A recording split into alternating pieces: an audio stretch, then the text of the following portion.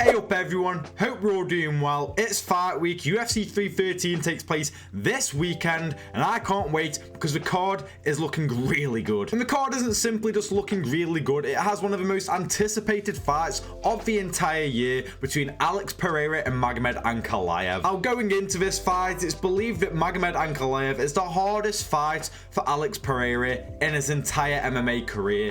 And to be honest, I completely agree, but I have seen a lot of people heavily favoring Alex Pereira, and although I predict Pereira to win myself, I do think there's a possibility that Ankalaev can win, and I do think he may actually get it done. And I've seen people be super confident that Alex Pereira is going to starch Ankalaev, and he's going to do it with relative ease, and they're very dismissive of anyone coming up with any argument that Ankalaev could possibly win. And I just don't fit in that category. I'm not super confident on Alex Pereira winning against Ankalaev. Again, it's my prediction. I think he's going to knock out Ankalaev in the second round, but I'm not fully confident with this prediction because in my opinion, this will be the second time that Alex Pereira faces an opponent who's able to mix it all up and is quite well-rounded. The first time we saw it was against Jan Blachowicz, and how did that fight play out? Yes, Pereira won, but it was very contested, very competitive, and there's arguments that Jan Blachowicz even won that fight. And you've got people out there saying Ankalaev,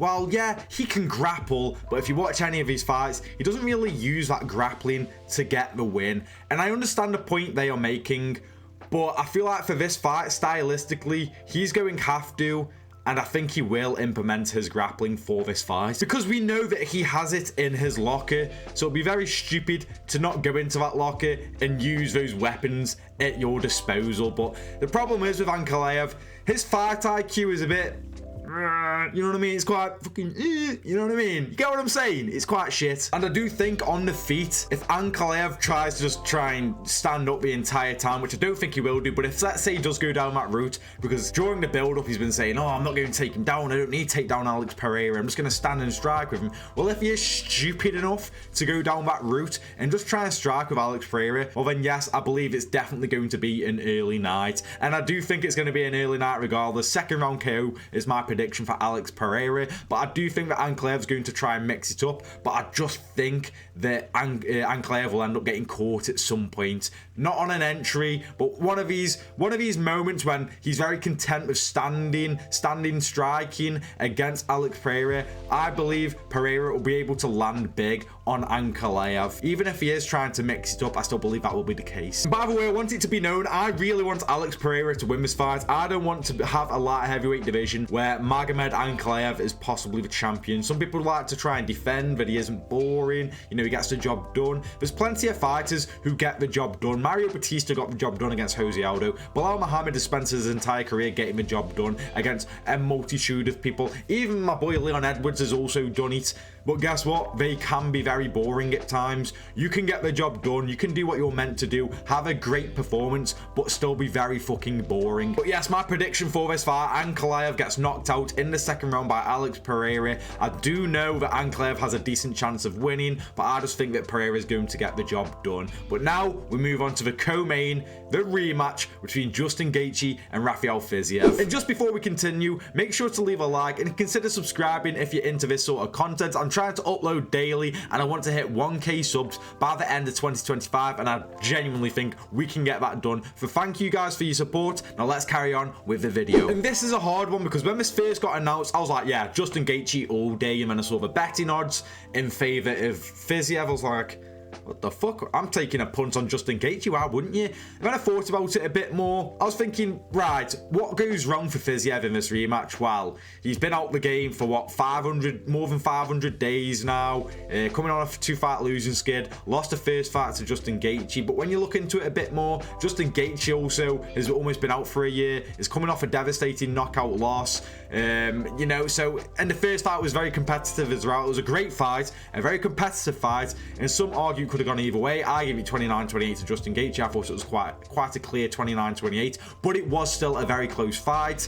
And now you think about it, Fiziev has been raring to go for quite a while now, since the back end of last year.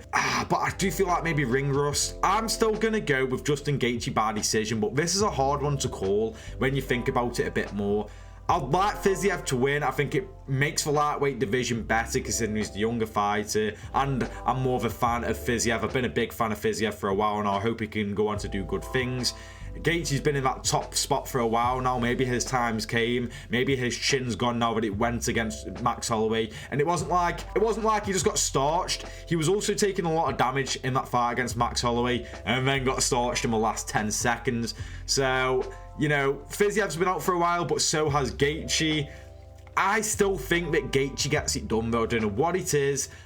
I don't think he's completely finished just yet. Yes, he's getting up there in age. Yes, maybe his durability may have taken a toll, but I still think he's got it within him. I really do. And I think a 3-round fight, I do think that actually favours Fiziev, but he is taking it on short notice, so it makes sense why we did that. But I still just feel like Gaethje's going to get it done. So yeah, my official prediction is Justin Gaethje beats Rafael Fiziev in the rematch by decision, a close and competitive decision, what could go either way, just like the first one. But now we move on to Bobby Green versus Mauricio Rufy. And low-key, this is the fight I'm looking forward to the most, because anytime a fighting nerd is on a card, I get really excited to watch them because they're just so fun to watch. And Mauricio Rufy, I feel like he has like the Neymar, he's like the Neymar of them.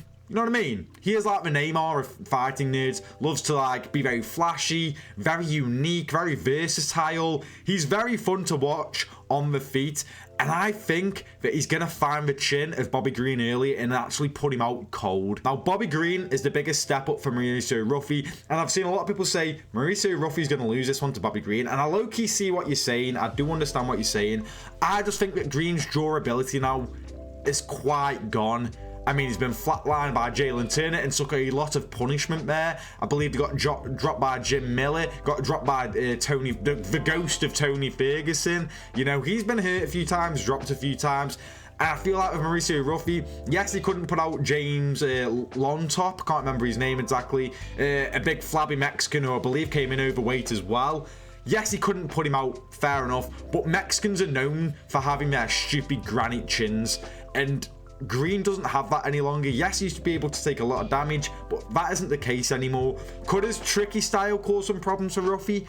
Maybe a bit later on in the fight, but early on, I feel like with Green's low defense, I feel like Rufy is just going to find that chin quite early and put him out cold. I'm going to be completely honest. I think it's going to be an electric performance from Mauricio Rufy, and I think plenty of people are going to be talking about him after the event is finished. So for me, Mauricio Rufy gets Bobby Green out there in the very first round via brutal knockout. But now we move on to the last fight I'm going to talk about, Jalen Turner taking on Ignacio Bahamondes. Now, I'm quite torn up with this fight. At first, I thought Jalen Turner, but I think about it more, I don't know. Bahamondes looks so good against Manuel Torres. Yes, Manuel Torres, I think he looked quite shit. Like, he got exposed quite badly for having sloppy striking, you know, after throwing his strikes, not bringing his hands back to his chin. Very fundamental, basic stuff. He wasn't able to do that, and I feel like Jalen Turner will. But I don't know what it is. Jalen Turner fighting another person who's similar height to him. I don't know what the reach is saying.